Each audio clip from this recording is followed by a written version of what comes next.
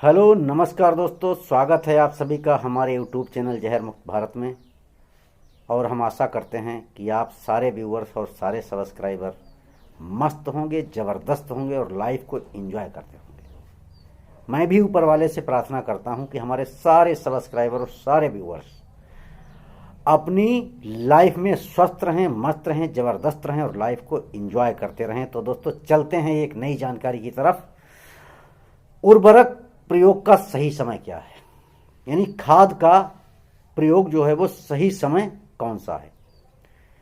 गन्ने में नाइट्रोजन को किस समय डालें जिससे वो बेटर काम करे। तो गन्ने में नाइट्रोजन की जरूरत कल्ले निकलने और शुरुआती विकास चरण के दौरान सबसे अधिक होती है। नाइट्रोजन ग्रहण जो करता है पौधा वो पहले 6 महीनों के अंदर होता है। अंकुरण के दौरान बाहरी नाइट्रोजन आपूर्ति की आवश्यकता नहीं होती है। कल्ले निकलने के पहले चरण में कल्ले बनने और बढ़ने के लिए नाइट्रोजन की जरूरत होती है, इसलिए नाइट्रोजन का प्रयोग कल्ले फूटने की शुरुआत में होना चाहिए। इससे गन्ने के निर्माण में सुविधा होती है। टिलर की मृत्यु दर यानी कल्लों की मृत्यु दर पर अंकुश लग जाता है और गन्ने की वृद्धि को बढ़ावा मिलता है। इसलिए एक साली फसल के लिए दूसरा आवेदन 90 से 120 दिनों की अवधि पर किया जाता है। पोटेशियम का उपयोग नाइट्रोजन के साथ किया जाता है। इसका कारण पोटेशियम की उपस्थिति में फसल द्वारा नाइट्रोजन का बेहतर उपयोग, इसलिए 45वें दिन और 90 दिन पर नाइट्रोजन के साथ पोटेशियम डाला जाता है। फास्फोरस एक अत्यधिक पोषक तत्व है। फास्फोरस जो है वो अत्यधिक पोषक तत्व है। इसके प्रभावी अवशोषण के लिए इसे जड़ों के ठीक पास होना चाहिए। यह मिट्टी में जल्दी स्थिर हो जाता है।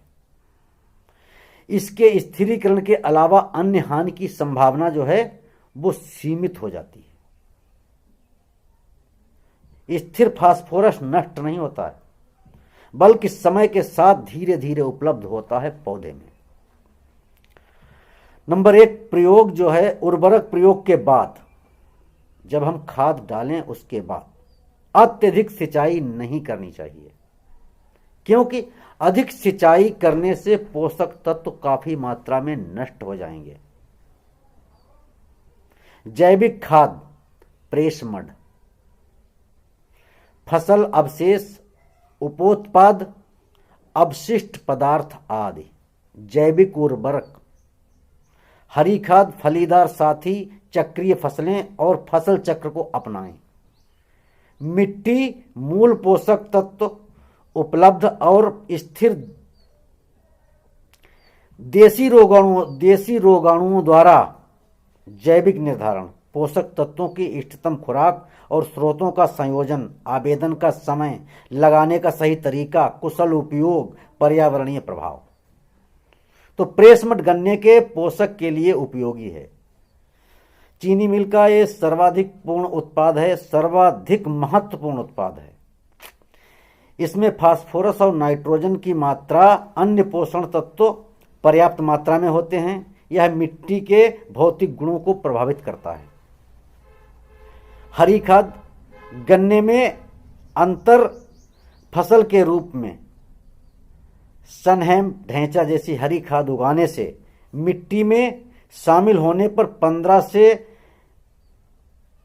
15 टन हेक्टेयर खाद मिलती है और गन्ने की उपज में 15 से 20 टन प्रति हेक्टेयर की बढ़ोतरी होती है। अब चलते हैं पोषक तत्व की तरफ, जिसमें हमारा तांबा है, बोरान है, पोटास है, मैंगनीज है और आपका लोहा है। दोस्तों लोहा, आयरन एक महत्वपूर्ण पोषक तत्व है जो प्रकाश संश्लेषण में सहायता करता है। आयरन क्लोरोसिस की घटना भारत में आम है। अधिक कैल्शियम लौह क्लोरोसिस को प्रभावित करता है और इसलिए यह अक्सर चूने वाली मिट्टी में पाया जाता है। 5 KG ferrous sulphate plus 5 KG या 500 लीटर पानी में घोलकर 15 दिन के अंतराल पर इसका छिड़काव करें। अब आते हैं दोस्तों तांबा पर। कॉपर, प्रोटीन और क्लोरोसिस। कॉपर, प्रोटीन और क्लोरोसिस संश्लेषण और ऑक्सीकरण सभी प्रक्रियाओं में महत्वपूर्ण भूमिका निभाता है। नमक प्रभावित मिट्टी में तांबे के अवशोषण को रोका जाता है। कॉपर की कमी के लक्षण: शीर्ष का यानी प्लांट के ऊपरी का हिस्सा गिरना, धुरी का खुल न पाना और डंठल का नरम होना। तांबे की कमी को दूर करने के लिए 10 केजी कॉपर सल्फेट प्रति हेक्टेयर का डालें। जस्ता, जिंक गतिविधियों को नियंत्रित करने वाले कई एंजाइम प्रणालियों का एक आवश्यक घटक है। जिंक की कमी के लक्षण: इंटरनोडम का छोटा होना, क्लोरोटिक युवा टिलर को सिरे से नीचे की ओर नेक्रोडिम पत्तियां शामिल हैं। तीव्र स्थितियों के में सिरा, क्लोरोसिस और टर्मिनल वाली की वृद्धि बंद हो जाती है। इसका उपाय है 50 केजी जिंक सल्फेट का प्रयोग प्रति हेक्टेयर करें या 0.5% 5 ग्राम लीटर छिड़काव करें हर 15 दिन पर। बोरान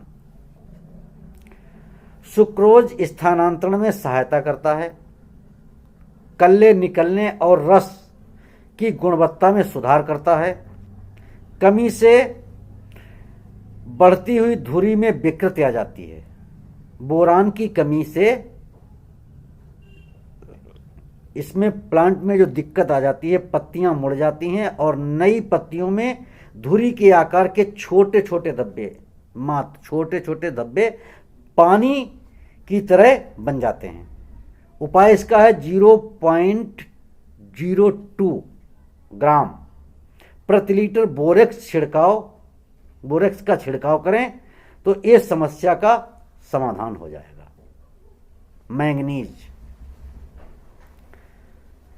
यह पौधों में चयापचय के कुछ ऑक्सीकरण प्रक्रिया विभज्योतक ऊतकों के साथ साथ बढ़ी हुई एंजाइम गतिविधियों के माध्यम से प्रोटीन के संश्लेषण और टूटने में सहायता करता है।